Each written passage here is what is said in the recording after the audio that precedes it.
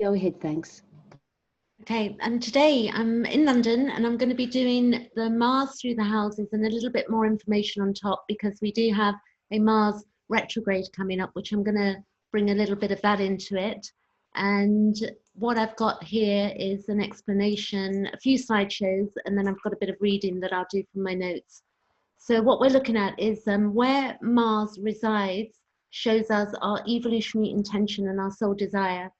We're looking at Mars, and where the house, the sign, and the aspects will show the desire, will, and instinct, and how this is played out in our lives. Mars is our subjective consciousness, where we are aware of self as well as the outside factors that are going on. And Mars is also where we are aware of our desires.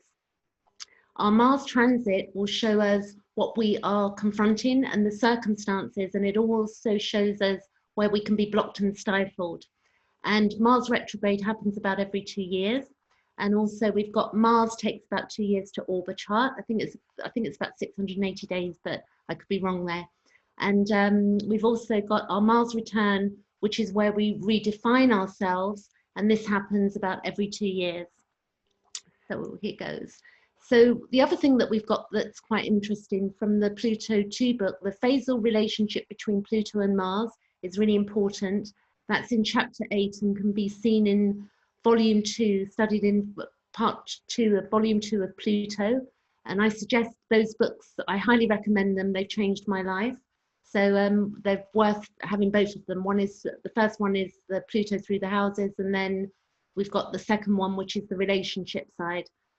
We've also need to look at the evolutionary states to understand the different types of how people interact within the relationship to Pluto as well, and Mars. We've got the consensus state that has evolved into what we called the consensus state of evolution, which comprises roughly about 70% of all souls on the planet at this time.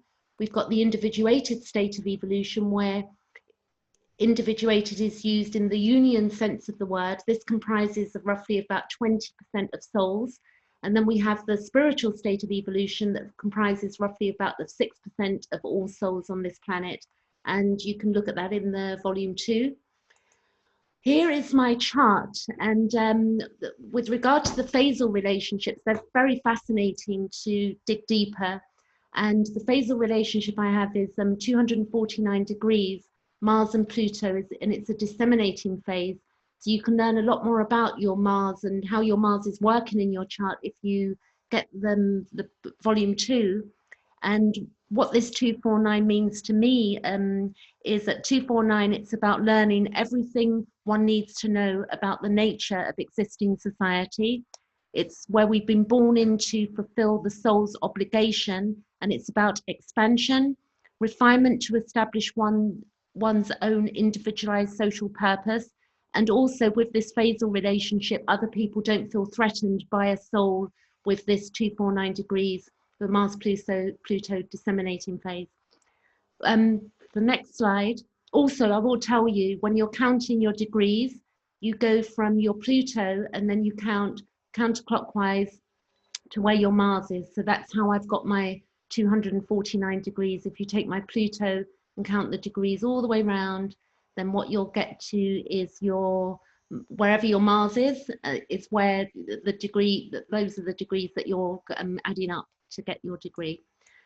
Then you've got Mars retrograde is going to happen on September 9th at 28 degrees Aries. And that's going to happen September 9, 2020. And that's going to go through to November 14th, 2020, and it's going to go back to 15 degrees. So this is a really important time for humanity at this time. And Mars is currently in Aries, so it's at home where it is. This is about an average of a 10 weeks retrograde. And Mars in Aries to the first week in January, it's going to last to the first week in January 2021. So what we're going to see with this, this is the chart of today, which is the 23rd of July, and this is based on the natural zodiac that I've got here, this chart. So Mars, when it goes forward, as it moves forward, it's going to square Jupiter, Pluto, and Saturn. It's clearly going to do a lot more than I'm going to point out here. but as an idea, it's going to go forward, and when it hits these degrees up here, it's going to square, and then it's going to go forward to 28 degrees, and then it's going to go all the way back and square again. So we can see that we're in for a bit of a ride with our emotional states as we go through this, because of the subjectiveness of Mars. It's a very good time to look at where it's falling for yourself, so that you remain grounded. For me, it's happening in my 5th house, and I've got a lot of creative plans that I've got for myself. So I'm quite grateful that it's falling in my 5th house. It's working quite well with my current soul desire of where I'm at this time. So definitely check out your own chart where this is going to be happening for you. Mars in Aries is the best and the worst of our desires for self-realization. We have a huge supply of energy to be controlled and directed with Mars in Aries. And we're looking at the finer details and the tendencies that may escape our attention during this time, like we might be a bit hot-headed. And collectively, we can see with what's going on with the current lockdowns and, not knowing where we're going, we can see how this could be, the lower octave, it could be quite unpleasant, but at the higher octave, it could work quite beautifully for us. It's where we need, we'll be full of energy, and we will have the ability to deal with challenges that life brings us, or we might have a sense of we just don't care, like the hot-headedness, impulsiveness. And then we've got courage and initiative, which is the upside of Mars in Aries. And love and patience may be a bit of a challenge, so we need to look at that within our interaction with each other at this time. And there could be aggression and militant sort of behavior and frustration. And it also covers sexual energy as well. So next here I've got, this is Mars in Aries. It's a new cycle or first time contact. It's about what's first. It's a new beginning of discovery. It's where we have individual needs and desires are top of our agenda. It's where we can be headstrong. There can be power trips and overpowering. It's individuated desires and the need to have in our own independence. We don't want to do dependency with Mars in Aries. It's past lives, it's not sustaining relationships, and there can be short-term intensity as well. And there can be a strong attraction and sexual energy. So from my notes here, Mars in Aries is about breaking free of past patterns to form new patterns. So we're going to have to look at the house and the aspect it's in. So as an example, if you've got, Mars in your 1st house in Scorpio, it's still going to have the Aries, added to that because it's in the 1st house. So you would look at not only Mars in Scorpio, if you've got that in the 1st house, you're also going to add in Aries. So you're looking at it from different angles. It's where we don't want to be restricted with Mars in the 1st house, and therefore we will resist anyone who tries to stop our freedom. It's where we are self-centered and where we feel that we are really special. It's where we have courage, and it's where we want our own authority. It's about helping others, and it's also where we're pioneers, new beginnings. There can be anger, and when that arises, it's because we're being judged or controlled. And here, our sexuality can be willful, and it's important we learn about other people's needs. So what we're doing with this Mars in Aries, we're looking to the polarity of that, which will be Libra, and we need to really get to grips with understanding other people's needs, that they are important, and that we need to learn to give freely and learn to listen to other people's needs. And this is, so that is the polarity, the Libra polarity. So there you go. And then we have Mars in Taurus. And what we have is our value systems are to be investigated. It's about creating new meaning, and it's stability, the needed due to past life separations or lacking in material resources that affected our stability and survival. It's creation of things solid and permanence, and that which cannot be taken away. It can be a desire to possess as memories of separation from past lives possibly, and projection onto others. I'd also add that into early childhood imprints and experience as well, that we look at the early imprints that we've brought into this lifetime, and that played out in our childhood and the childhood wounding. We've got isolating from threats or intrusions, and there can be intense and be selective of others, and it can be about control and manipulation. Clearly the ruler is Venus of Taurus, and with Mars in Taurus, it's about self-sustainment and self-reliance and our value system. It's where we repel other value systems and the values of society.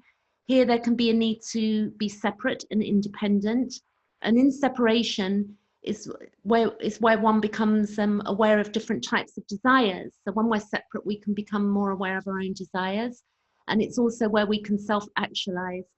It's about a sustained effort focusing on our goals and helps us to evolve to become our true selves.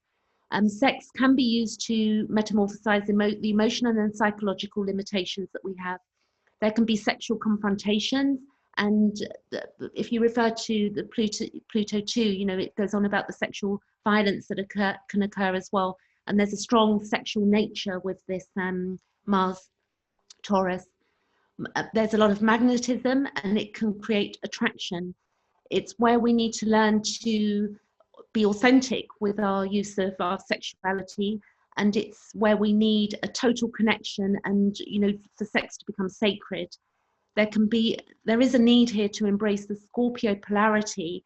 So, and it's about understanding our why we are the way we are. So it's not just, in fact, Jeff Wolf Green says this, so I'll double check that, if you can double check the book on this, if you've got it.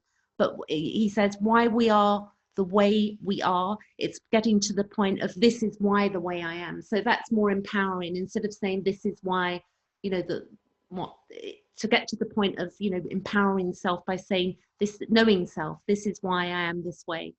It is also where we need to become aware of other people's values and their ways of being, and seeing other people's values as just as important as our own. So it's about embracing the polarity of Scorpio with the Mars in Taurus.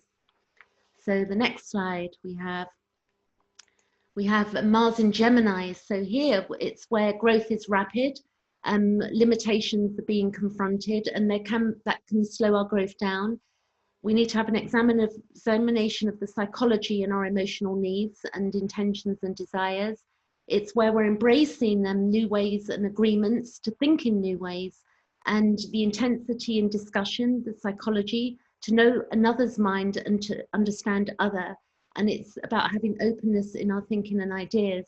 We need to watch out for unhealthy persuasion and brainwashing, and that's others as well. And there can be a resistance and repulsion from past life dogma. With the Mars in Gemini, we've got independence in thinking. There will be a questioning of all authority, and it's where we can be combative and argumentative. It's about our own mental construction and ideas. It's where we formulate and reformulate, and we express ideas, and we also challenge our own ideas. You know, it's where we'll look at ourselves and challenge our own ideas, the duality of Gemini. It's where we're curious and restless, and it's where we can sometimes not follow through. You know, we might get, you know, things get boring and we're just off onto another tangent of something else. And the sexual orientation, Jeff Wolf Green says here, is where we're sexually curious, and, you know, the sexual stimulation can be to do with the mind as well. And it's where we may challenge gender sexual issues. There can be sexual immaturity and a mental overstimulation. We need to look at the polarity here, which is Sagittarius. And this is about truth versus the truth through projection. It's about releasing the fear of one's intuition, to not be fearful of having that intuition, because we've got the Sagittarius, which is very intuitive, and we need to be able to trust our own intuition with, you know, and stop all of that questioning. It's like, haul that in a bit. It's about seeing the bigger picture, and that there are a myriad of truths in this world. You know, there's not just one truth. And I think it's quite an interesting time we live in, you know, with what's going on with the whole truth thing as well, with the Gemini Sagittarius nodes going on too. Going on next, we have, I'm a Gemini, by the way. I'm a Gemini sun and Gemini moon. So if I'm doing this at super speed, that's a bit of my Gemini going on there, with my Scorpio rising thrown in. So We've got Mars in Cancer here, and this is about safety and security as part of our emotional, emotions. It's deep insecurity around abandonment. There can be attempts to emotionally control and psychological emotional dependency. There can be fears and a focusing on wounds, and it's the helper and being helped, and emotionally the dependence that we can have. There can be withdrawal, manipulation, and shutting down, and a lack of space, restriction, blame, and a recreating of life's past life or past problems. We need to come to an understanding of our fears and to evolve and stop being lost in the wounds and the emotions, which is really important here, and a moving away from projecting. And this is also to do with our gender roles and past lives. So with the Mars in Cancer, the desire is for safety and security, and we need to evolve, knowing that security and what one needs is fundamentally, it's inside ourselves. It's a big spiritual thing that we all get into spirituality, not all of us, but many of us do. And, what we're trying to learn is that what we seek is not outside ourselves. And it's a beautiful lesson to get. It's a lonely place, but that place does exist. I found out in the last year for myself, that the security is there. This can show up as our needs not being met in childhood with the Mars in Cancer. It can show that there can be a conflict of emotions, and we might have had dominating or domineering parents who were demanding, and there can be violations. There can be sexual abuse here. Clearly that's not, we can't say that for everybody, but you can look out for that. There might have been anger and resentment and not being able to trust others. There can be distortions around sexuality, and these can be displaced and then projected onto others as well. There can be jealousy, and where one feels frozen and vulnerable, with their emotions, not showing their emotions. Also here, it's about learning emotional self-knowledge, and about fear and any insecurity. And there can be the birth separation anxiety that's gone on there, and fear and vulnerability then can be mirrored back to us. So if we're going through life and we're feeling fearful and vulnerable, then we choose partners where that can be mirrored back to us as well, or have situations where that occurs. But that's a great opportunity for us to grow in the mirroring process. And clearly, in spiritual terms, I would say that it's not 100%. Like, we can't say that every situation is a mirror, but there's lots of things that go on in this world. Like there are such things as narcissism, and there's cruelty that goes on. So we have to be the judge of that as we look at what is being mirrored back to us and do our inner work and decide for ourselves. Here there can be a wanting to control and possess, and there can be irrational jealousy here. It's about the womb and the sexual domain, and with Mars in Cancer, it's also about the babies and the bonding and the sexual organs. And here we want to move over to the Capricorn polarity and begin to have emotional empathy for ourselves as well. But again, you could read deeper into that on the polarity there. Next, we have Mars in Leo. So this is about creative actualization and meeting our own needs and desires. It's where we've got a strong will, a sense of being special. It's a past of insecurities and having no power. It's where we can have compulsions due to insecurity, and also a wanting to control or dominate and being more special than others as well. The sun is the ruler.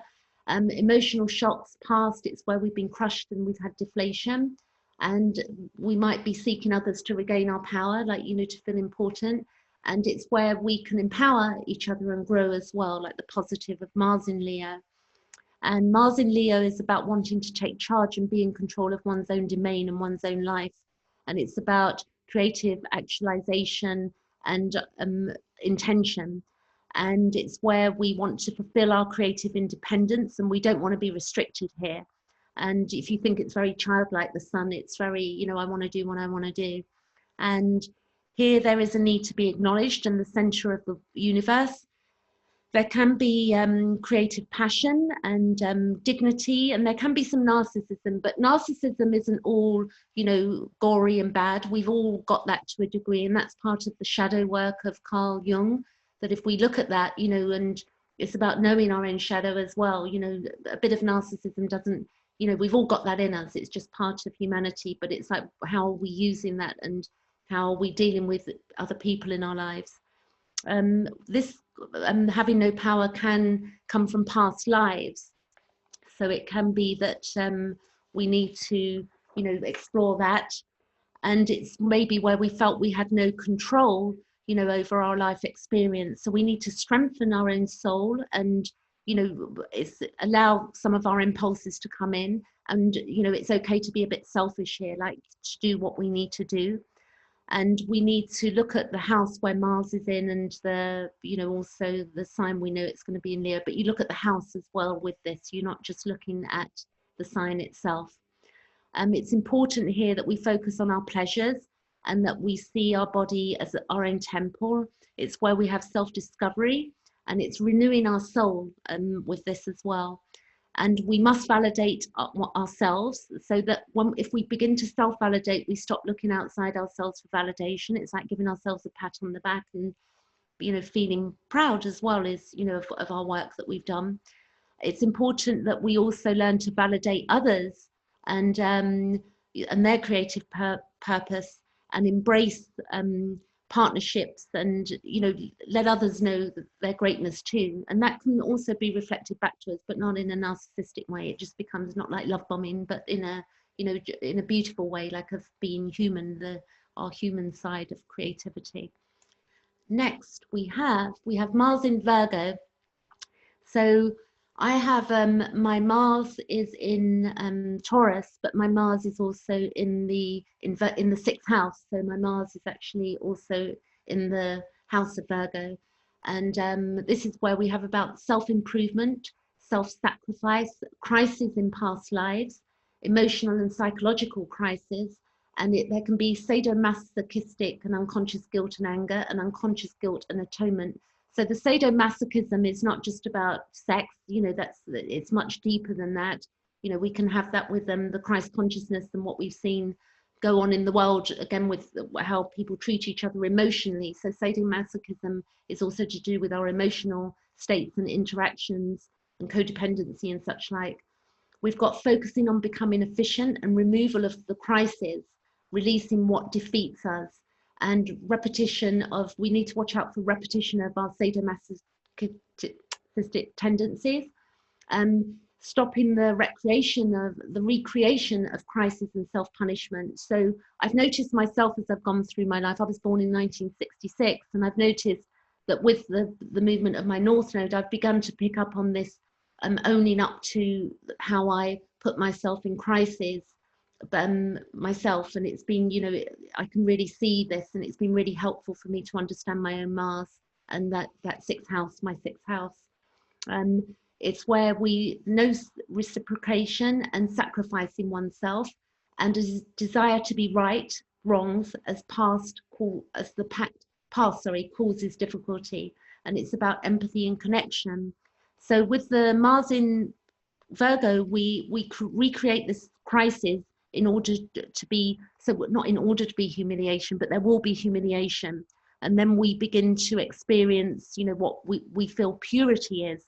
So there can be lots of cases of disillusionment, you know, like you think something's working out, and then you get disillusioned, and then you get more understanding of the actual reality of what life is about, and, you know, other people as well.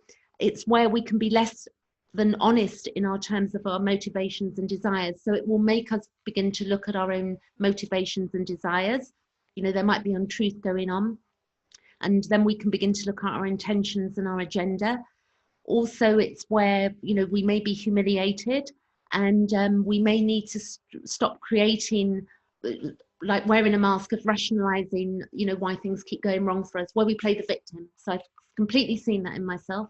I've, you know, forgive myself for that. I don't blame myself, but I can see how this has played out in my own chart. It's where we can create being powerless, and where there can be a misuse of power.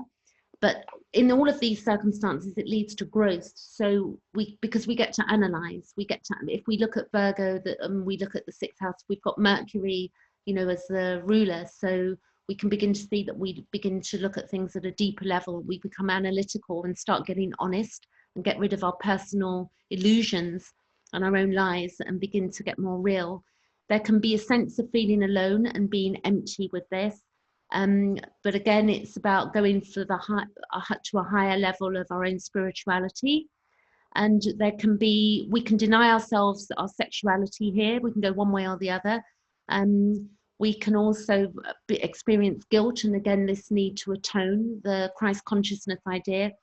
And it's where we need to start having self-compassion and self-acceptance, and also that then will, you know, become something that naturally that we give out to others. When we start having self-compassion and we start having self-acceptance, for that will become the Pisces polarity, and then we will begin to dissolve our own criticism and our own anger, you know, with regard to whatever is going on in our lives.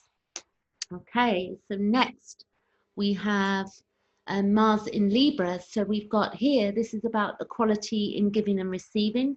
It's where we learn balance and we begin to understand the projections of inner needs and the results, you know, the result of what projecting does.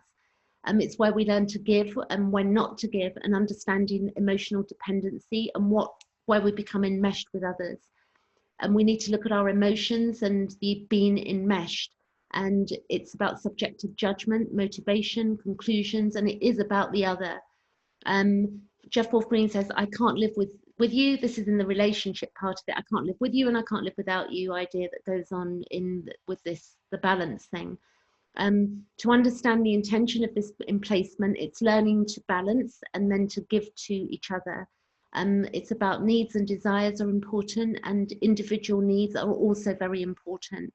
So with the Mars in Libra, it's desire and our intention. It's all about different types of relationships and different beliefs and values and ideas.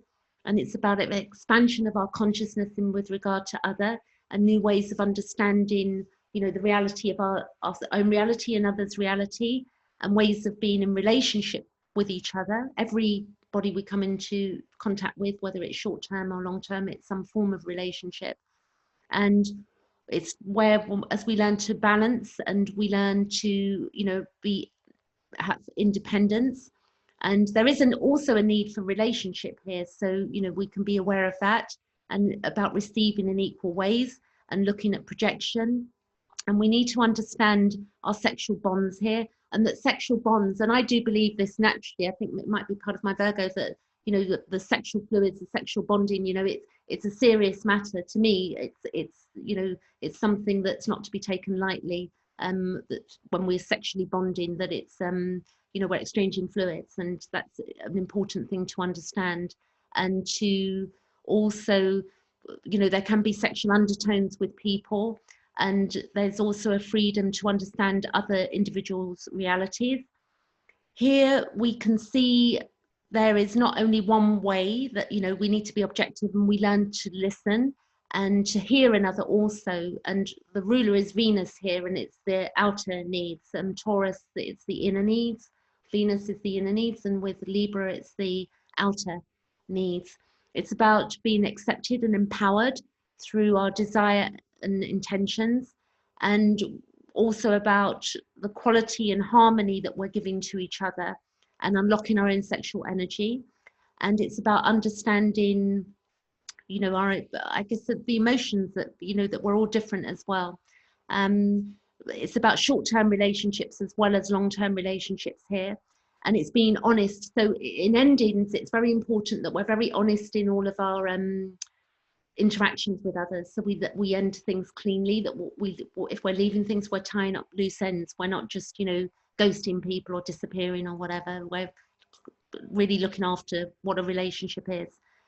Here we need to also we can become overwhelmed and angry if we, you know, if we basically don't have our own time. So we need to look at the Aries polarity and give ourselves time to ourselves as well, and not become over enmeshed, and allow ourselves time, because if we don't, then we can lose control and get a bit angry with the world. Now we're going on to Mars in Scorpio. So here we've got the soul level connections, and it's an incredible magnetic connection. There can be fears and repulsion that are subconscious, and attraction, repulsion, and it's karmic and psychological. Here we have desire equals intentions and what motivates us in our psychology. Here is a desire to grow beyond our limitations, an attraction to something we are not, which brings awareness to that which we are not. It's being made self-aware of our own limitations and to move beyond our own limitations. And it's about using and being used. There can be violation and loss of trust and loss and abandonment and betrayal and insecurity here. It's sexualizing what we desire and sexual addiction also. It's wanting to merge and to become one with another soul. There can be loss of identity and fear of being lost. And honest examination is required here. And the elimination of impurities is the intention. So with the Mars in Scorpio, we need to penetrate the meaning of life. It's a very intense energy. There can be fears and anger and rage. It's where we can, personal power, that we can use it improperly. So we need to learn the proper use of our personal power. There can be a lot of egocentricity here versus the soul, the real soul desire. And it's where we have personal limitations and we have inner and outer confrontation. And we need to transmute this. And there can be fixed patterns and compulsions as well. So there can be repeating patterns with this that go on that we can look out for. Here is where we want to actualize our intentions and we want to unify our soul with another. So it's very good to be aware of this, because we can play out that our behavior may show another that we don't want to unify with them, and when actually we do. So we can begin to check in with ourselves. And it's about the unification and wanting to merge, psychic renewal. Here we can get rid of compressed emotional energy. It's where through our sexual acts, it's to do with sexual commitment as well, and to stop acting out of being compulsive. And it's where we want to osmose through the sexual union. But we do need to learn to discriminate. And we're looking here to the Taurus polarity, which is looking at the abandonment and betrayal that's gone on, and the fear of real intimacy, that because there can be a fear of intimacy with this, like not wanting to, merge because there is a fear. The Taurus polarity is when we move. We know when we're doing our work, because we will be moving to being self-reliant, self-fulfilled and self-sustained, and we will be empowering ourselves. And that's how we become to the butterfly and transmute a lot of this stuff as well. So next slide is Mars in Sagittarius. So with what we've got here is to know the reason for life and the deeper meaning and truth. It's about learning the consequences of being dishonest with self and others. And it's about soul connection and why, the not known. It's like the big why, there's philosophy, and it's our intellect, and it's highly intuitive here. But again, we've got to watch out for dogma with this, like, I know it all. It's like an attitude. It's about being honest with self and other is the key with Mars Sagittarius. It's to watch out for our stories and that they're based in truth and that we don't cover up that truth. And it can be about dishonesty, that the dishonesty can cause confrontations. So, and also not to convince and convert or try to force and manipulate others into dogma, spiritual dogma, religious dogma, such like, and it's where we're attracted to natural law and the natural and the land as well.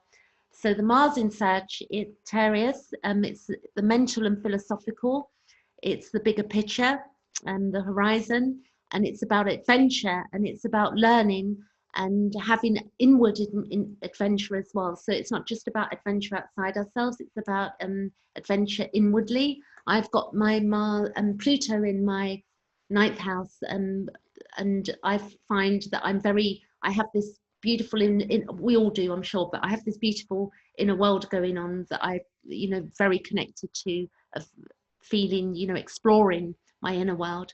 So Mars in Sagittarius is driven to expose personal exaggerations and indiscretion and what's half truth. And there is a desire to help others here to understand their own truth and to help others explore lies. And what's interesting, we can see that with the Sagittarius North Node, South Node at the moment, we can see that with what's playing out, that we're looking at this as well. We're getting to the truth of things and exploring what lies are. Here it's about teaching the bigger picture. And I add that Jeff Worth Green says that with the Sagittarius and Mars, there could have been cataclysmic past lives. So you can read that, you can look that up in his book as well. And there's a light side of Sagittarius as well. So, you know, the fun, the joy, the laughter, and being lighthearted, and humor. And it's where we get to laugh at oneself as well. There can be sexual freedom here and the need to explore with sexual partners. But we need sexual honesty. So if we're going to do that, we always need to be honest with a partner. And we can also attract people that are not so honest. So we need to watch out for that. And it's about our history and personal rebirth. Here we need to tap into the Gemini polarity, and we will get to realize that not all truth is the same, that, you know, there are many routes to the same God, and that there's no, you know, I think it's a saying, you know, there's many roads to Rome or something like that. And we may sometimes get upset with others because they're not hearing us, because we think you know, so the best way around this is to look at the polarity, which is Gemini. And a good thing that I've learned with I know that we're talking about Mars, but with my Pluto, is to learn to ask people, you know, to get people to hear me, is to ask them questions rather than just tell them what I know. So it's very useful because we're highly intuitive with this Mars in Sagittarius. You know, if you want people to listen to you and you need to communicate, it's to ask people a question that leads to the bigger questions, which is helpful for others as well. And then we have Mars in Capricorn. The Mars in Capricorn, it's about family dynamics and the impact of them. It's unresolved emotions. It's linked to siblings, parents, parent-child, varying traumas, security and power struggles. There can be manipulation and judgment, control from the past. Examination of all judgments is required here. The judgments are part of our consciousness, so to make choices. So there's nothing wrong with judgment. You know, we have to judge, and you know, in spirituality, people can say, you know, it's wrong to judge. You know, that there's nothing wrong with making a judgment. It's the way we analyze, and we need to know that it's okay. We've got to make choices. And patterns and beliefs cause our judgments to be impaired, and there can be negative judgments, and we need to undo damage to build a self-image that's positive. So we need to undo the damage from, you know, the judgments that are made on us as well, and release of guilt and anger. Here it's about getting in touch with the inner male and female in us. And with the Mars in Capricorn, it's where we really want to be free of all constraints and all repression. And what's interesting, as I say this, I'd link in a bit with the Pluto in Sagittarius at the, not Sagittarius, the Pluto in Capricorn at the moment, you know, thinking about, but clearly we're talking about Mars in Capricorn, but just adding that in, you know, it's where we've been inhibited and we want to break down the wall or the prison. We want the freedom to thrive. We want, you know, the sunshine in our lives, to be free of the, you know, repression of authority and the control that goes on and the shackles. Here we've got the man-made and natural laws. We've got religion, we've got morals, we've got parental authority, and we've got repression, and also the repression of our sexual instincts. And then we've got repression of our emotions as well with this, where we've been repressed.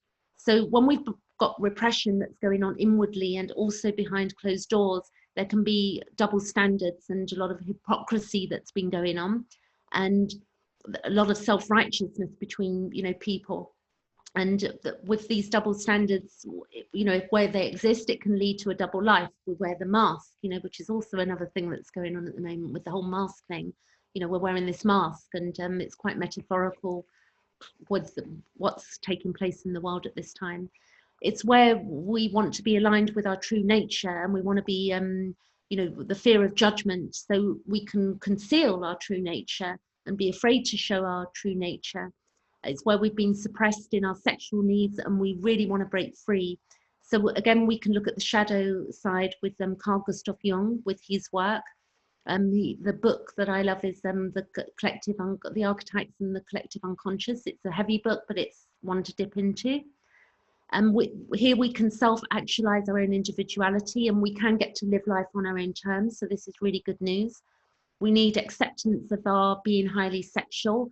where we're not, there can be, where we're holding back, we might use drugs or alcohol to loosen ourselves up so that we can let ourselves go and let our hair down in order to allow ourselves to be intimate. And we need to tip into the polarity Cancer here to release ourselves of guilt and negative self-imaging, and we need to restore that in ourselves, you know, begin to nurture that beautiful inner child in us and allow the inner child some freedom and heal the wounding of that inner child that was not allowed to be itself. And we need people where we can trust and feel safe and where we can be nurtured and taken care of. So it's really important to look at the inner child work with this as well in all of the placements, but here particularly. So here is Mars in Aquarius, and this is where we're learning to stand back from other and the immediacy of our other's reality. And this is, you know, individuation really at its height with what's going on here, to help to step back from the emotional and psychological world to become objective. Meetings that we have may have a special social function. So they may be short-term meetings, you know, that we may not have friends for life here, but, you know, it's about the social function.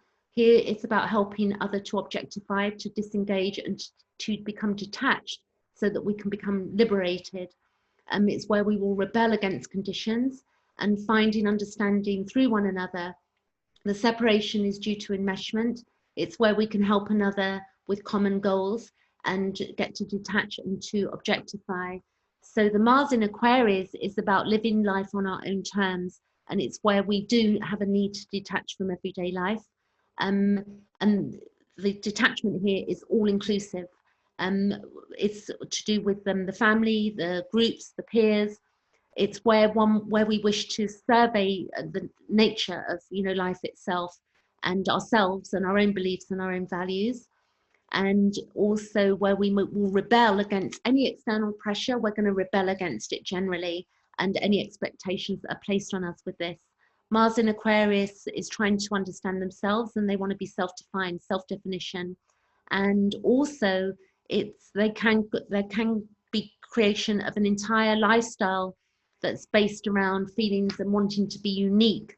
And one can be very unpredictable here. And there can be many realizations here as one goes through life. And it's also where we can rebel against ourselves. So we want to watch out for that, you know, where we're rebelling against ourselves and making life difficult for ourselves. There can be defensiveness, but also great courage. And there also is the ability to transform other people's lives, you know, here. And there can be a fracturing of relationships, in friendships and in groups. And with regard to our sex, there can also be detachment with regard to the sexual activity. And there can be where one is asexual, but also celibacy with this. There can be group sex and experimental sex, and it's where one detaches and there's observation. And here we need to look at the polarity of Leo, and it's where we learn to be unique in ourselves, and also to where we get to encourage others to be them, you know, the unique selves as well. And we need to look at the difference between total rebellion and constructive detachment within this. And next finally we have Mars in Pisces, and here it's to look at illusions, fears, phobias, delusions. It's where we heal trauma and psychological, emotional and sexual wounds. It's to become free inwardly for healing to take place at a soul level. There can be great sensitivity to other. It's to do with the pineal gland and melatonin, and it sensitizes our consciousness and helps to dissolve barriers. So again, please refer to the Pluto 2 on this. There's direct connection to source with this, and there can be a sense of no boundaries and being psychic. It's feelings, they must sacrifice themselves at all costs and there's no way out. And there can be a culmination of an entire cycle of being intimate with with others together. And here we need to simplify life with the Mars in Pisces. And further on from that, Mars in Pisces is about all that's held in our unconscious in prior lifetimes. And it's about an entire cycle becoming to an end. So here we need to take action on our unconscious desires. So this I guess will be very difficult to work out because we have our dream states, we have the other realms that we tap into, but it's where the pineal gland and melatonin, and I will add again that you can refer to the melatonin side of this on page 250 of Pluto 2. There can be images, and some can be imagined and some can feel quite real. And there can be naivety and a lot of innocence and a lack of being grounded with this placement, Mars in Pisces. The ruler here is Neptune, so we can see how this works, you know, the Neptunian, the glamour, and the, you know, being in the fog as well. We've got here, and we have to realize that, you know, that being egocentric is not enough to, you know, get our wishes and desires fulfilled, that we have to put in the work. We need to be more grounded. And also it's where in order to create, we definitely need, if we're going to create, we need to be grounded. We can't just be out in space all the time. There can be a feeling of wanting to escape, but with this there can also be drug addiction and drug usage, or being, you know, escapism. One needs to look at addiction and we need to release ourselves from addictions here as we get to look at them. There can be anger that's unexpressed, and that there's an idea that one has to be pure and a perfectionist, and this can cause problems of feeling guilt and anger inside of ourselves, or guilt and anger towards others as well, because we're not pure enough and we're not being, you know, we're not pure perfection.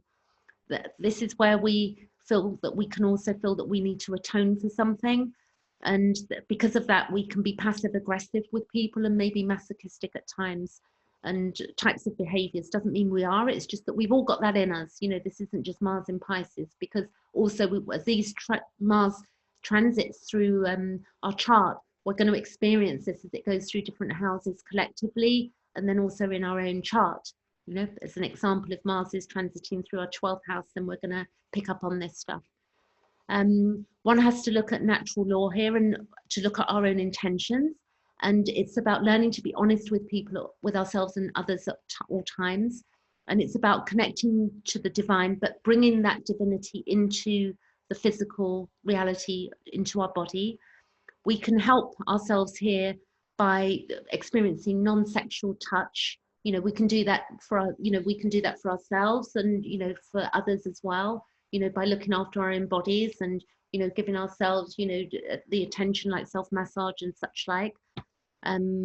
Also here we want to move towards work, the Virgo polarity, and we want to start, you know, getting a bit more analytical and having discrimination and becoming conscious of ourselves, so that we can start dissolving the victim mentality that we've got and start being responsible for our actions.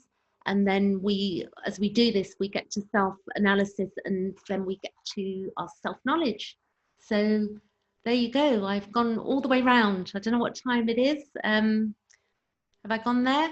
I think we've done. Has anybody got any questions for me, or any ideas of their own Mars in Pisces, or Mars wherever you've got it, or where it's transiting at the moment? Has anybody got any questions or wants to share with me?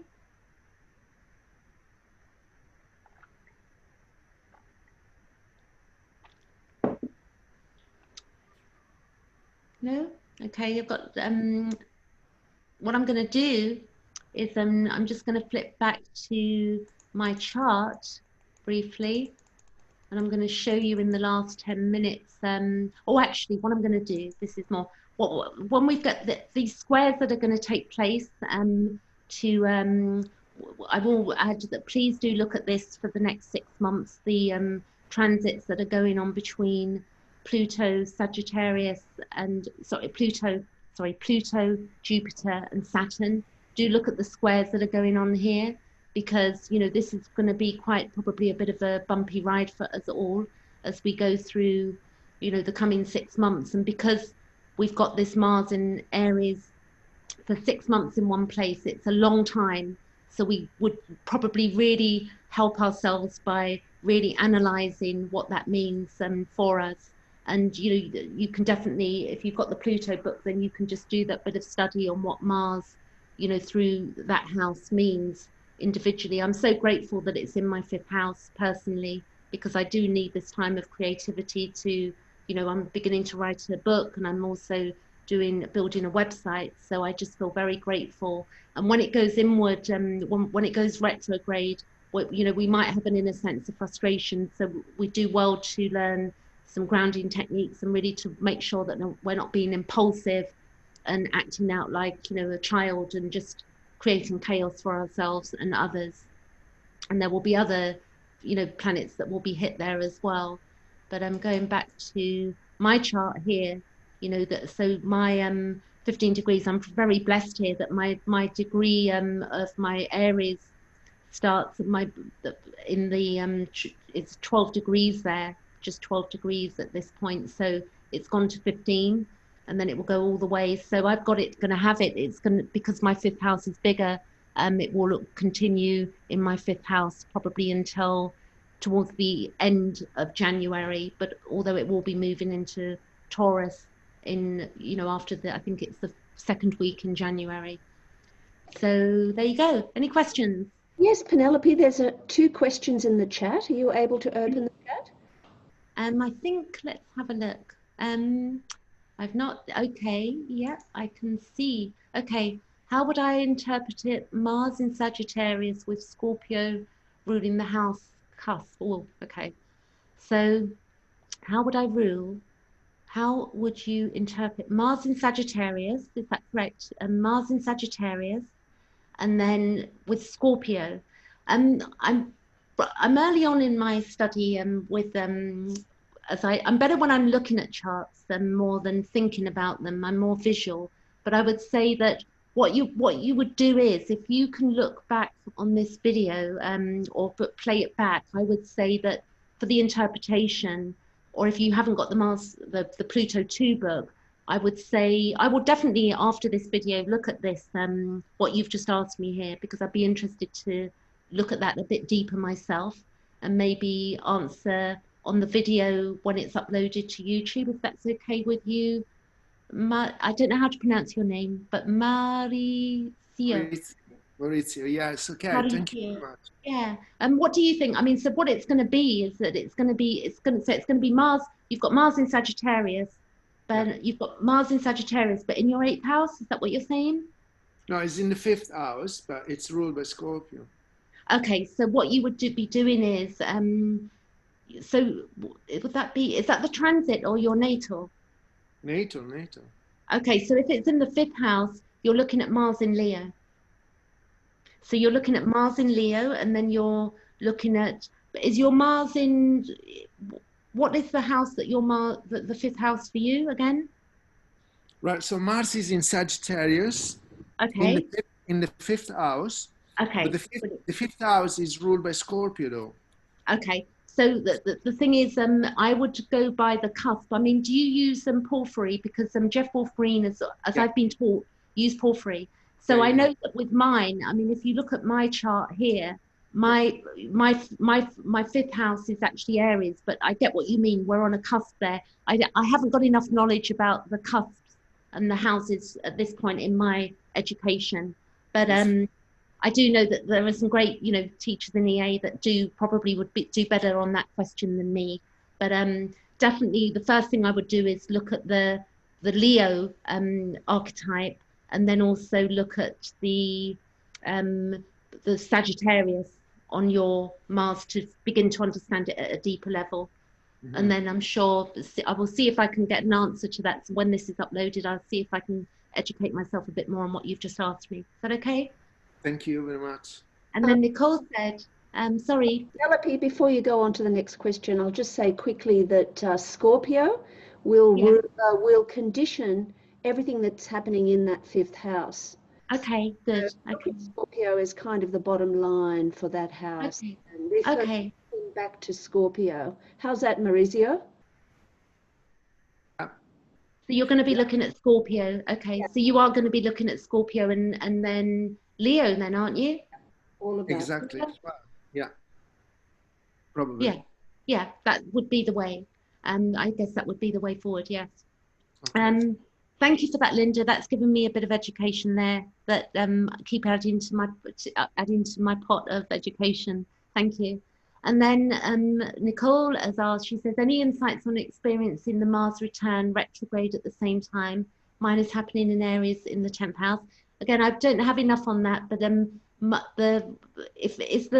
you're having any insights on experiencing Mars return? I've got a Mars return that's going to be coming up, you know, probably early next year, because when it goes out, when it moves into in January, it's going to go forward, you know, as it goes forward again, it's going to hit my Mars at 24 degrees. So I'm going to have a Mars return. I think they are quite defining. I have noticed like there's a bit of a shift, but I'll pay more attention to this Mars return that I'm having.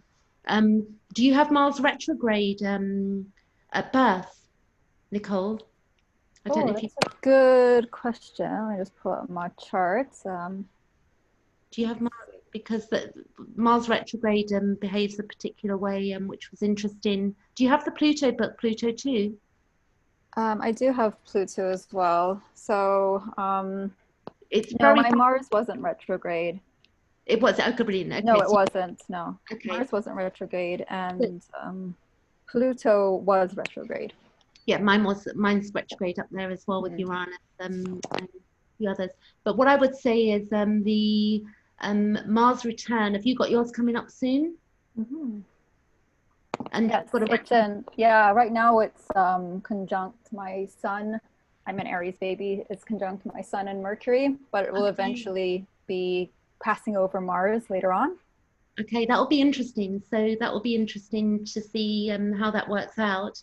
But I would like to maybe look at that as well, like as my own little bit of homework.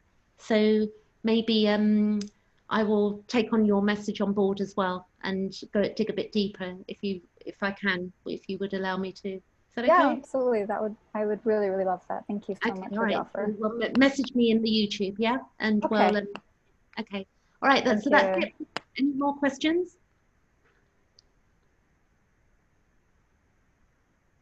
I would say, Maurizio, that's brilliant on that I've just learned that as well, that so you're looking at your Scorpio and you're looking at Leo and in the, you know, with that.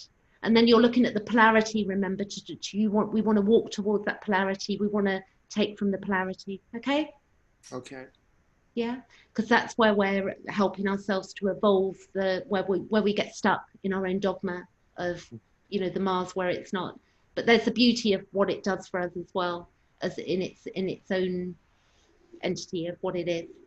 It's our impulsiveness. It's just where it's subjective. Great. So that's it. I'm happy if everybody else is happy. Is there unless there's any more questions? I don't know if Linda's there. Okay. Well, everyone's unmuted, and we'd like to thank you. Would you? Thank you very much. Thank you, Penelope. That was awesome. Thank you very much. Thank you. I enjoyed it too. Thank you. Thank you, Maurizio. Thank you, Nicole. And thank you, Linda, as well. And everybody else in EA. Thank you.